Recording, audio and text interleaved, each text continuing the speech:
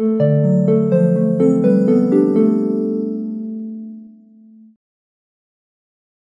And welcome to the world wide post. दोस्तों, जैसे कि हम सबको पता है कि मालदीव्स में एक एंटी इंडिया गवर्नमेंट बैठी हुई है जो इंडिया के खिलाफ काम कर रही है, इंडिया के खिलाफ चालें चल रही है। रिसेंटली मालदीव्स के प्रेसिडेंट मूजू ने एक और कारनामा किया है। वो क्या है मैं आगे वीडियो में डिटेली एक्सप्लेन करूंगा। तो जनरली जब एक स्टेट का प्राइम मिनिस्टर या प्रेसिडेंट पावर संभालता है ना, गद्दी संभालता है, ज्यादातर लीडर्स अपने नए रोल में धीरे धीरे काम करते हैं, समझदारी से एक पेशेंस के साथ काम करते हैं ताकि ताल्लुकात खराब ना हो, एक सिस्टमैटिक तरीके से डील किया जाता है। लेकिन मालदीव्स के प्रेसिडेंट एंटी इंडिया मूवमेंट पर बहुत ही ज्यादा तेजी के साथ काम कर रहे हैं। दिन बर दिन ये एंटी इंडिया मूवमेंट्स बहुत ही ज्यादा बढ़ते जा रहे हैं। मैं ऐसा इसलिए कह रहा हूँ क्योंकि रिसेंटली मालदीव्स के प्रेसिडेंट ने अपने लेटेस्ट एंटी इंडिया मूव में ना, उन्होंने टर्की से सर्विलियंस ड्रोन्स को परचेस किया था। कितने खरीदे गए हैं वो क्लियर नहीं हुआ है, लेकिन रिपोर्ट्स के मुताबिक ये टर्की का फ्लैगशिप मशीन है, द बायरेक्टर TB2 ड्रोन।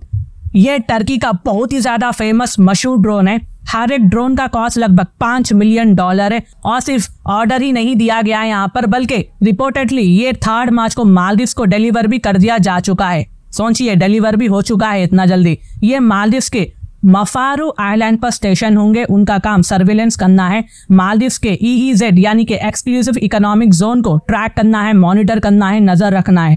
और हम यहाँ पर ना एक बहुत बड़ा एरिया की बात कर रहे हैं गाइस। लगभग 1 मिलियन स्क्वायर किलोमीटर की यहाँ पर बातचीत हो रही है और इसको आगे भी बढ़ाया जा सकता है। इन ड्रोन की मदद से मालदीव्स नजर भी रख सकता है और मॉनिटर भी कर सकता है और एरिया को सेफ भी रख सकता है। अब तक इंडिया और मालदीव्स ने साथ मिलकर EEZ को सर्विलेंस किया था और यहाँ पर वेरियस डेवलपमेंट्स किए थे। सिक्योरिटी को इंडियन आर्मी द्वारा मालदीव्स के साथ डेवलप भी की गई थी। लेकिन अब मालदीव्स की एंटी इंडिया प्रेसिडेंट मूजू चाहते हैं कि वो ये काम खुद ही करें। और गाइस, इन्होंने इसके हिंट्स को ना पहले से ही दे दिया था। नवंबर की ही बात है, मालदीव्स के प्रेसिडेंट ने टर्की को विजिट किया था। यह उनका बेसिकली प्रेसिडेंट बनने के बाद पहला फॉरेन ट्रिप था। टर्की में उन्होंने एक वेपन्स डील साइन की थी। उन्होंने इसके लिए लगभग $37 मिलियन का बजट साइड रखा था ताकि टर्की से ड्रोन को परचेस किया जा सके।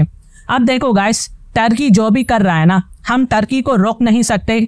जैसे इंडिया अपने इंटरेस्ट के लिए काम करता है, टर्की भी वैसे ही उसके इंटरेस्ट के लिए ही काम कर रहा है। टर्की के साथ डिप्लोमेटिक रिलेशनशिप को अच्छा करने की जरूरत है। हाँ, हम मानते हैं कि टर्की के रिलेशंस पाकिस्तान के साथ, चाइना के साथ स्ट्रांग है, लेकिन गाइस पॉलिटिक्स में ना कोई भी परमानेंट फ्रेंड या एनिमी नहीं होता है। सब अपने इंटरेस्ट के हिसाब से देखते हैं। तो हमें यहाँ पर कोशिश करनी चाहिए कि टर्की के साथ इंडिया के डिप्लोमेटिक रिलेशंस अच्छे हो, स्ट्रांग हो। और देखो, मैं ये बात को ना इतना कॉन्फिडेंस से इसलिए कह रहा हूँ क्योंकि एक टाइम पे इंडिया और USA के बीच डिप्लोमेटिक रिलेशंस अच्छे नहीं थे, वेरास पाकिस्तान के बहुत ही ज्यादा स्ट्रांग थे। यहाँ तक कि USA पाकिस्तान को वेपन्स भी प्रोवाइड करता था। लेकिन आज ये कम्प्लीटली बदल चुका है। लेकिन मालदीव्स ने जो एंटी इंडिया का यूटर्न दिखाया है ना, इसका असर इंडिया आने वाले वक्त में जरूर मालदीव्स को याद दिलाएगा, महसूस कराएगा। मुझे पता है कि ये अजीब बात है, लेकिन मूजू का प्लान ये है कि मालदीव्स वाटर को सिक्योर करने के लिए डोमेस्टिक डिफेंस को मजबूत किया जाए। वी एग्री कि मॉडर्न मिलिट्री कैपेबिलिटी होना जरूरी है एक कंट्री को, ताकि वो कंट्री अपने आप को डिफेंड कर सके, चाहे वो रोड से हो, सी से हो या फिर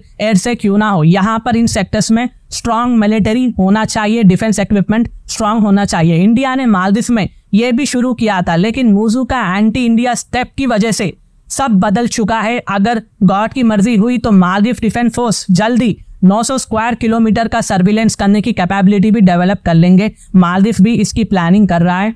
मालदीव्स की एक्सक्लूसिव इकोनॉमिक जोन को 24 घंटे निगरान करेंगे ये ड्रोन्स। रिपोर्ट के मुताबिक ड्रोन्स अगले हफ्ते डिप्लॉय किए जाएंगे।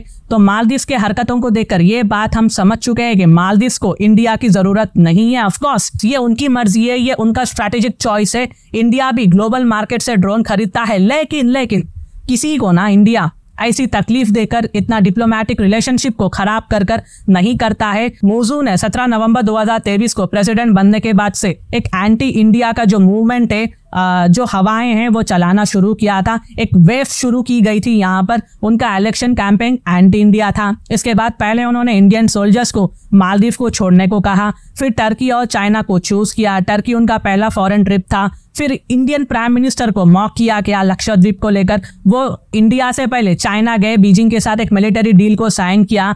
फिर वो टर्की के साथ लिटल ड्रोन्स को खरीदते हैं। तो समझदार को यहाँ पर इशारा काफी, इतने सारे जो चीजें हो रही है ये कंप्लीटली एंटी इंडिया मूवमेंट से वही। तो यहाँ पर कॉमन थ्रेड क्या है, उनका इंडिया के खिलाफ अपोजिशन है और हमें इस बात को क्लियर होना चाहिए। तो इंडिया ये सब देकर लक्षद्वीप के टूरिज्म को प्रमोट कर रहा है वर्ल्ड में।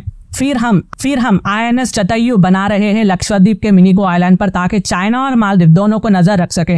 अगर अब मालदीव इंडिया के खिलाफ कुछ कर रहा हो तो इंडिया को भी मालदीव के खिलाफ कुछ करना पड़ेगा ना।